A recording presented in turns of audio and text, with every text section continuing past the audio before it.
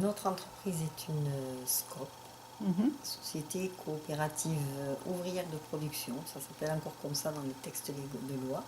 Entreprise donc dont tous les salariés ont vocation à devenir propriétaires, participants au capital.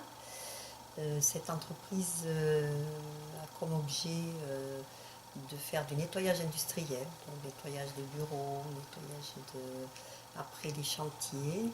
On fait aussi du nettoyage de voitures, tout ça avec des produits biologiques.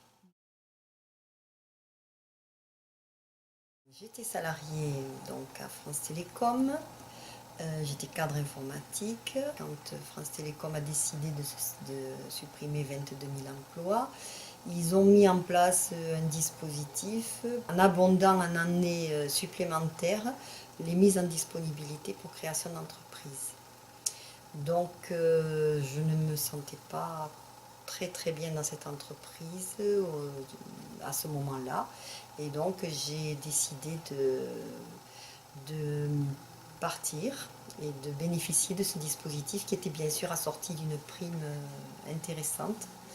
Étant quand même assez militante sur le quartier, sur notre quartier du Mirail, je me suis posé la question, qu'est-ce que je pourrais faire d'utile avec cette opportunité pour en particulier les femmes du Mirail qui avaient de nombreuses difficultés dont j'étais témoin. J'ai décidé de m'orienter vers un projet de coopérative et de le soumettre aux femmes qui étaient autour de nous dans une association. Et on a commencé un groupe de travail et on s'est orienté vers le nettoyage. Donc évidemment la motivation c'était voilà, de pouvoir être dans un projet collectif qui puisse rendre service à tout le monde et dont je puisse trouver un bénéfice personnel gratifiant non pas en argent mais évidemment en confort de vie et en motivation personnelle et militante. Voilà. C'était essentiellement ça et encore aujourd'hui c'est ça et quand je vois le chemin parcouru depuis 5 ans, et je n'ai aucun regret, absolument aucun, même si c'est dur, même si ça demande beaucoup de dons, mais on reçoit tellement que je crois que c'est... Voilà, pour moi c'est ça qui est essentiel.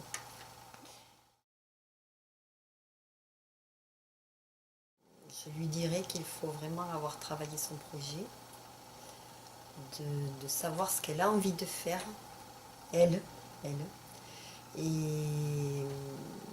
quel est le but poursuivi et qu'est-ce que vraiment elle veut, quel objectif elle veut atteindre.